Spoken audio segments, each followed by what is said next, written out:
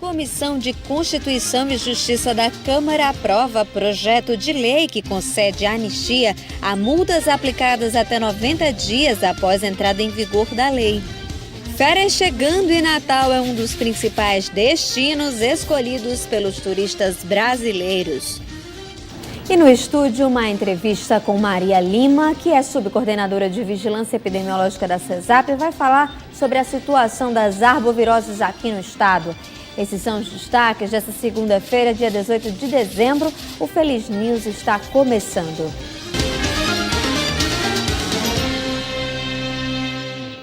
Boa noite. A Polícia Militar apreendeu cerca de 50 motocicletas na tarde desse domingo na via costeira, principal corredor hoteleiro de Natal. Os veículos, segundo a PM, faziam parte de um grupo de mais de 500 motos que havia saído de um ginásio de esportes em São Gonçalo do Amarante, isso na região metropolitana de Natal. Ao longo do percurso até a capital foram registradas várias infrações e crimes de trânsito, além de riscos à população. De acordo com o relatório do Comando de Policiamento Metropolitano, através das câmeras de vídeo monitoramento, foi possível montar uma força-tarefa com apoio de vários batalhões e unidades de patrulhamento. Os motociclistas foram interceptados no momento em que bloqueavam todo o trânsito da via costeira. E olha só, bandidos armados renderam um vigilante do Centro Comercial Aloysio Bezerra, no bairro de Petrópolis, isso zona leste de Natal. O crime aconteceu na madrugada dessa segunda-feira e a nossa repórter Rita Oliveira está ao vivo e tem mais informações. É com você, Rita. É isso mesmo, Lívia. O crime aconteceu na madrugada desta segunda-feira lá em Petrópolis e o alvo dos assaltantes foi uma loja da Lacoste que eles arrombaram e levaram várias mercadorias. De acordo com informações da Polícia Militar, o vigilante contou que foi rendido por 4 homens armados que o obrigaram a deitar no chão. Após isso, eles, com um alicate grande, quebraram a vidraça e saquearam toda a loja. Ainda de acordo com informações da Polícia Militar, os bandidos fugiram em um veículo que eles tinham roubado na Praia do Meio. E depois do assalto à loja, eles voltaram à Praia do Meio e abandonaram lá o veículo. A PM fez buscas na região, mas nenhum assaltante foi encontrado. De acordo com o dono do estabelecimento comercial, esta é a segunda vez em 3 meses que a loja é assaltada. E nos últimos anos foram 5 roubos. Lívia, volto com você. Obrigada, Rita, pelas informações.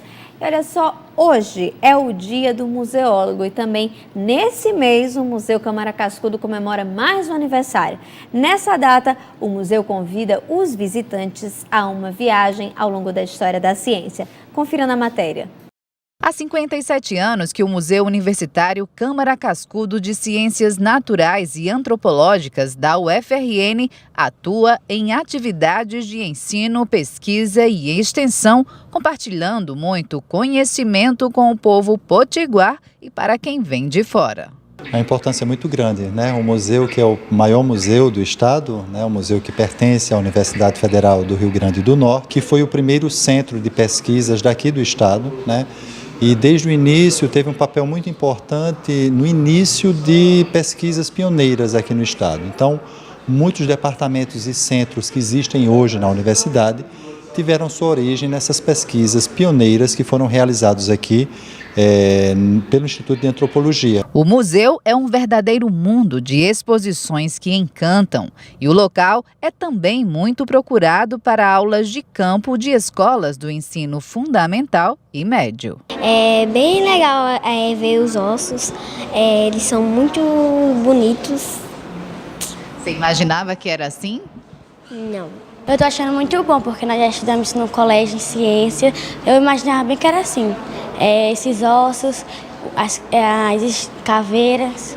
E para celebrar o aniversário de 57 anos, pesquisadores da UFRN trazem uma exposição que mostra como as aves contribuíram para a teoria da evolução das espécies de Darwin e Alfred Wallace no século XIX. A gente tem aqui o fóssil de uma das mais antigas aves que se conhece, né? Ela disputa o título da ave mais antiga que se conhece, que é o Archaeopteryx, com cerca de 150 milhões de anos. É um fóssil que gerou um estardalhaço quando ele foi encontrado pela primeira vez, em 1861, na década de 1860, porque ele apresentava características de um dinossauro carnívoro, ao passo que também apresentava características de aves, como penas, né? Então é um fóssil de uma espécie icônica, não só para a evolução das aves, mas para o conhecimento da biologia evolutiva. Atualmente existem cerca de 18 mil espécies de aves. Esses animais são considerados pelos cientistas os vertebrados dominantes da Terra. E a gente pôde conferir aqui que essa exposição é de fato digna de aniversário. O Museu Câmara Cascudo, a exemplo dos grandes museus mundiais, está aliando ciência e tecnologia. E quem visitar a exposição das aves vai poder ter acesso a um jogo que simula os desafios da seleção natural para a sobrevivência.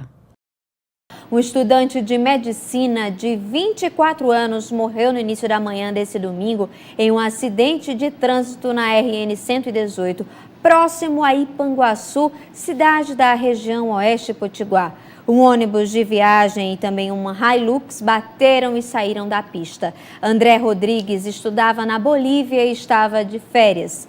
Ele voltava de uma festa quando aconteceu a colisão. Segundo a Polícia Militar, o motorista do ônibus ficou ferido e foi socorrido a um hospital da região. E olha só, veja a seguir, férias chegando e Natal é um dos principais destinos escolhidos pelos turistas brasileiros. É logo depois do intervalo, a gente volta já.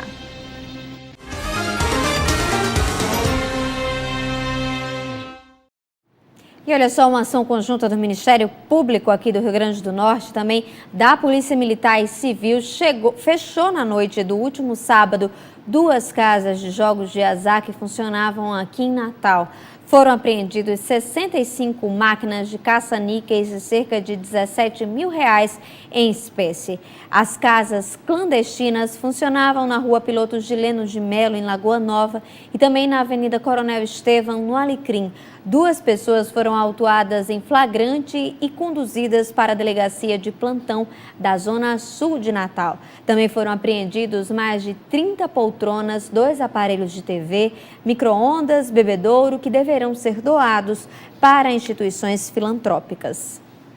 E olha só, a Comissão de Constituição e Justiça e Cidadania da Câmara aprovou um projeto de lei que concede anistia a multas e sanções aplicadas entre 90 dias após a entrada em vigor da lei que tornou obrigatório o uso do farol aceso durante as rodovias durante o dia. Confira aí na matéria.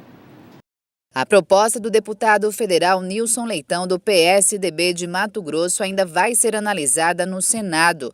Para ele, o prazo de 45 dias para a entrada em vigor da Lei 13.929 de 2016 foi muito curto. Mas a Polícia Rodoviária Federal considera a medida dele de abater essas multas um tanto incoerente, dado a importância da lei para o trânsito. Eu não queria entrar no mérito desse projeto de lei, no entanto, o nosso condutor, ele é mal educado, ele não tem um hábito de leitura. Infelizmente, nós pecamos pela questão cultural. Hoje, muitas multas são cometidas por ignorância à norma de trânsito, mas ninguém pode alegar o cumprimento da lei por falta de conhecimento. Hoje, quem for pego transitando com farol desligado durante o dia em rodovias estaduais e federais ocorre em penalidade média é multado em R$ 130,16 e perde 4 pontos na carteira. Depois de ter sido suspensa a validade da lei em todo o território nacional em agosto do ano passado, a Justiça determinou que as multas só podem ser aplicadas sobre rodovias que estejam devidamente sinalizadas. A Via Costeira, por exemplo, é uma rodovia estadual, mas não tem identificação. Portanto, não pode haver multas por aqui. Mas o que era uma polêmica quando a lei entrou em vigor, pois muita gente considerou a medida como mais uma forma do governo arrecadar, hoje já é vista com bons olhos por parte dos motoristas. Importantíssimo para quem já teve acidente. Eu, no caso, nunca tive acidente, mas para quem já teve é importantíssimo porque o pedestre ele não vai enxergar tanto de longe. Sinaliza bem mais, principalmente para os motoqueiros, né? Aumenta a visibilidade, né, de quem está vindo na direção oposta. Eu acho importante. A PRF explica também que depois de um ano em vigor, a lei ajudou a reduzir em 5% o número de acidentes no trânsito. Continuando esse trabalho, a gente tem percebido a redução, sim, no número de atropelamentos, né, e também de colisões frontais, que é o maior objetivo da lei.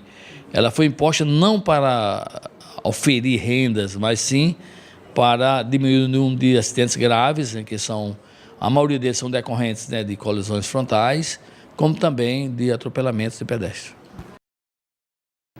E olha só, a Inframérica, a administradora do aeroporto de Natal, prevê para essa alta temporada de verão, que vai até o final de janeiro de 2018, um movimento de 355 voos extras, que somados à malha regular chegarão a mais de 2.000 voos entre pousos e decolagens. Estão previstos para esse período mais de 354 mil passageiros, distribuídos entre embarques e desembarques. Para a época de alta temporada, o aeroporto contará com reforço nas equipes de atendimento ao cliente, também operações e segurança que vão trabalhar em regime de escala de plantão. Toda essa operação do aeroporto aqui de Natal visa garantir uma segurança a todos os passageiros que virão aqui ao nosso estado, Rio Grande do Norte. E olha só, o Estadão Dados mediu pela primeira vez o impacto das chamadas verbas indenizatórias nos contra-cheques do Judiciário. Isso, o Tribunal de Justiça do Rio Grande do Norte é o quarto do país que mais gasta com pagamentos de benefícios. A nossa repórter Rita Oliveira tem mais informações. É isso mesmo, Lívia. O Tribunal de Justiça do Rio Grande do Norte é o quarto do país com maiores gastos na folha salarial. E com relação às verbas indenizatórias, que incluem aí o auxílio alimentação, auxílio saúde e o auxílio moradia, os 247 magistrados do Rio Grande do Norte chegaram a ganhar, a inflar a última folha salarial em mais de 18 milhões de reais só no pagamento desses auxílios. E a título de vencimento básico, que na verdade é o subsídio, o salário que é pago a esses juízes, eles ganham em média mais de 28 mil reais, só os juízes aqui do Rio Grande do Norte, do Tribunal de Justiça Estadual.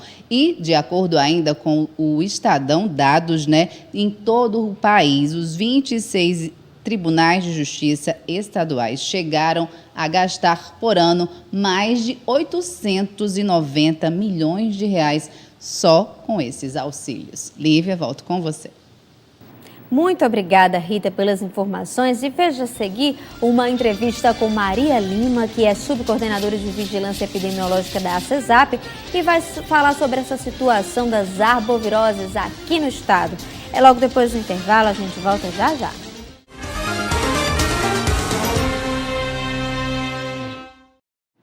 Final de ano chegando e muitas famílias aproveitam o quê? Viajar, né?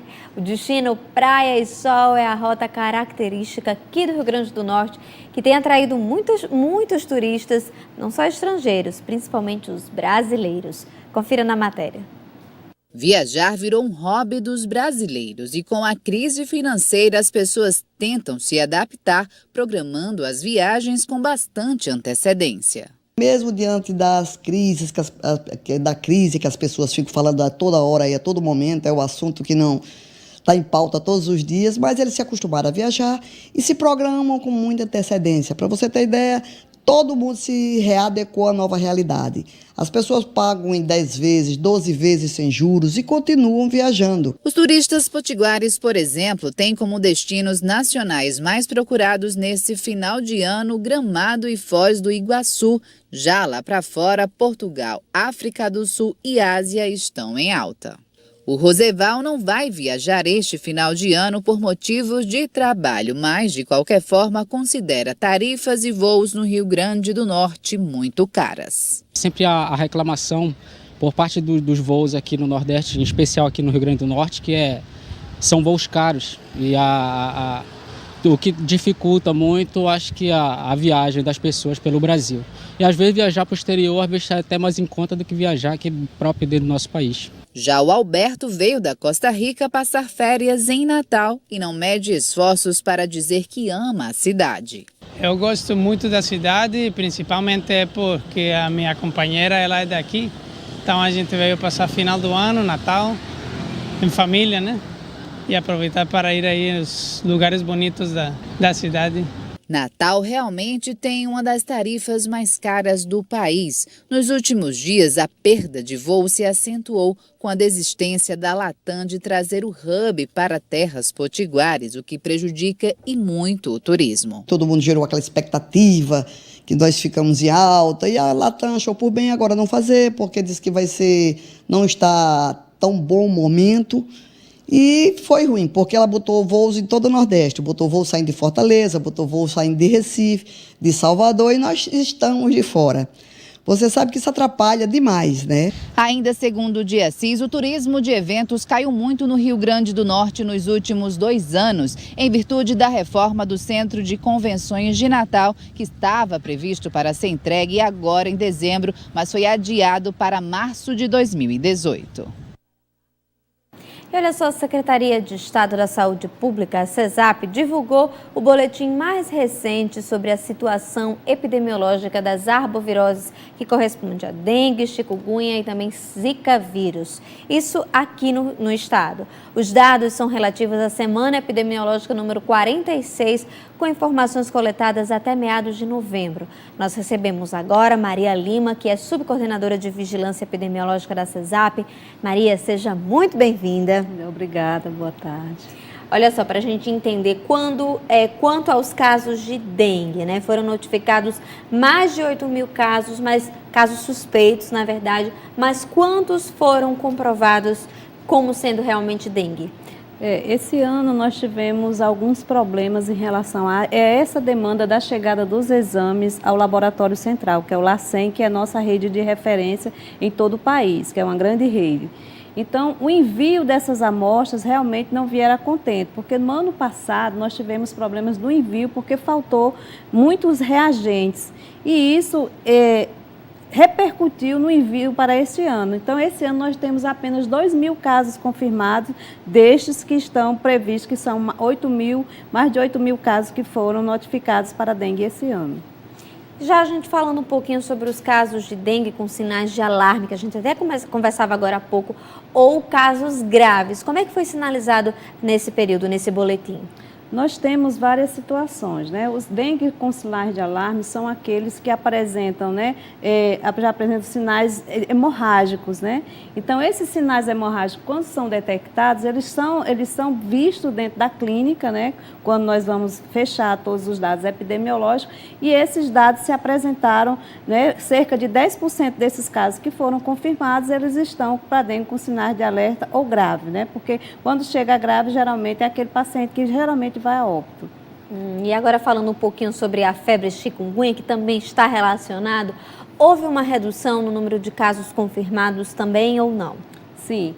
A relação dos casos confirmados em todo o Brasil, houve uma redução em mais de 90% dos casos. Aqui no Rio Grande do Norte não foi diferente, tanto para dengue, para zika e para chikungunya. A dengue que foi aproximadamente de 85%, mas chikungunya e zika foi em torno de 95%. E isso trouxe assim, uma boa expectativa do ponto de vista epidemiológico para todos nós. Entretanto, nós tivemos vários problemas nos municípios, eu acho que houve assim, um certo acomodação por parte da população, da gestão, porque a gente não está tendo caso então meio que relaxaram nas ações de prevenção. Coisa que não pode, que né? não pode jamais relaxar. Então nós temos essa situação, tanto que os nossos índices de infestação, eles estão lá em cima. Né? A infestação pelo mosquito Aedes aegypti nos municípios, hoje 148 municípios estão em alerta ou em risco para a infestação pelo Aedes aegypti. Então, Maria, aproveitando a deixa, né, é interessante que a gente faça esse alerta, quem está nos assistindo, que mesmo com essa redução do número de casos, não é para deixar o mosquito se propagar em todo o nosso estado, pelo contrário, é para todo mundo ficar o quanto mais alerta possível, né?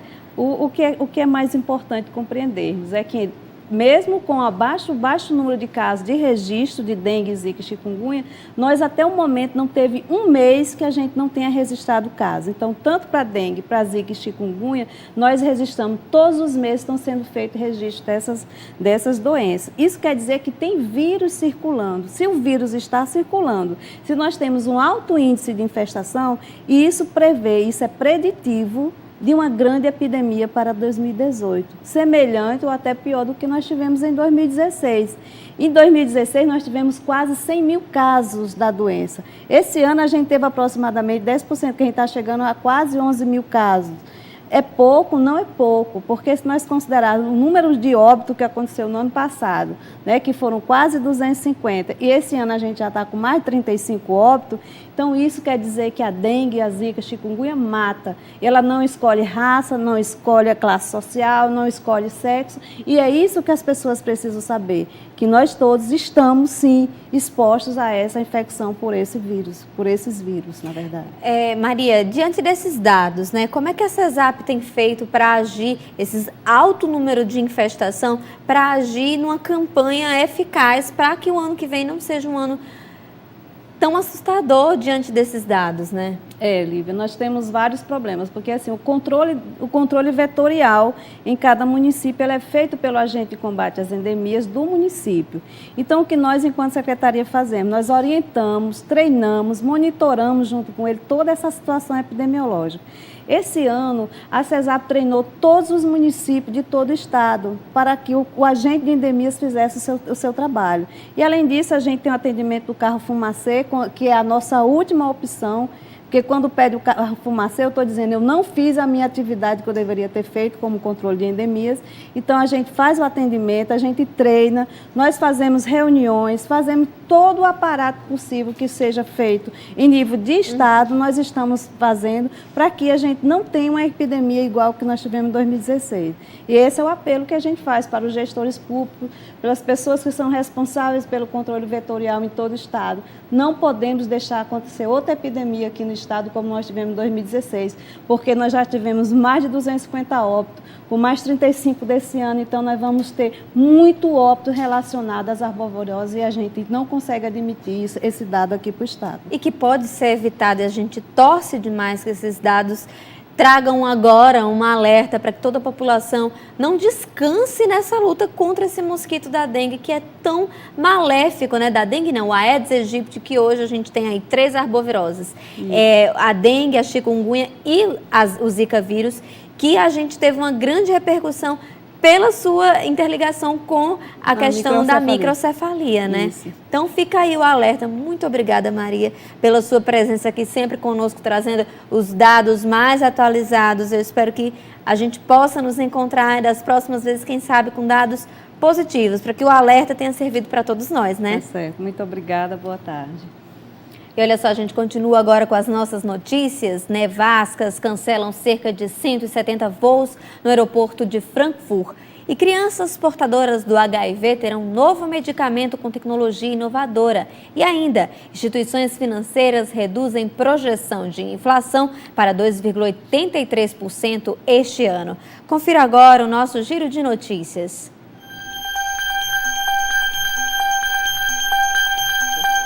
Cerca de 170 voos foram cancelados nesta segunda-feira no aeroporto de Frankfurt, na Alemanha, devido às nevascas ocorridas na madrugada passada.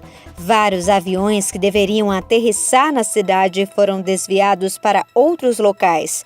Um porta-voz do aeroporto de Frankfurt informou que foram afetados voos nacionais para Berlim, Hamburgo e também Munique. além de outros destinos internacionais como Viena e Varsóvia.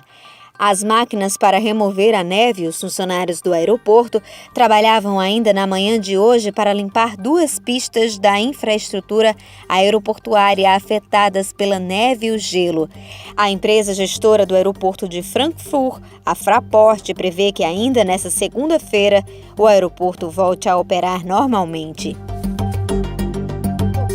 Crianças que vivem com o vírus HIV da AIDS no Brasil serão beneficiadas com a chegada de um medicamento fabricado com tecnologia inovadora. O remédio, conhecido como Efavirenz, já produzido na forma de comprimidos indicados no coquetel de tratamento da AIDS de adultos, foi incrementado a partir do uso da nanotecnologia com pequenas partículas. O resultado é uma versão diferenciada menor para melhor aceitação pelas crianças. A tecnologia permite melhor aproveitamento do princípio ativo da substância pelo organismo, uma vez que as formulações líquidas existentes, além de não serem recomendadas pela Organização Mundial de Saúde, têm sabor desagradável, curto prazo de validade e elevado custo para o transporte. O produto está sendo desenvolvido por pesquisadores do Instituto de Tecnologia em Fármacos da Fiocruz, principal instituição pública produtora de antirretrovirais no país para o Ministério da Saúde. O mercado financeiro continua a prever inflação abaixo do piso da meta para este ano. A estimativa para o Índice Nacional de Preços ao Consumidor Amplo, IPCA, caiu pela 4ª vez seguida ao passar de 2,88% para 2,83%. A estimativa consta no Boletim Focus, uma publicação que é divulgada pelo Banco Central com projeções para os principais indicadores econômicos. A meta da inflação, que deve ser seguida pelo Banco Central, tem como centro 4,5%, limite inferior de 3% e superior a 6%. Quando a inflação fica fora desses patamares, o Banco Central tem que elaborar uma carta aberta ao Ministério da Fazenda explicando os motivos de descumprimento da meta. E assim a gente encerra a nossa edição de hoje. Muito obrigada pela sua companhia. Nosso próximo encontro é amanhã. Tchau, tchau.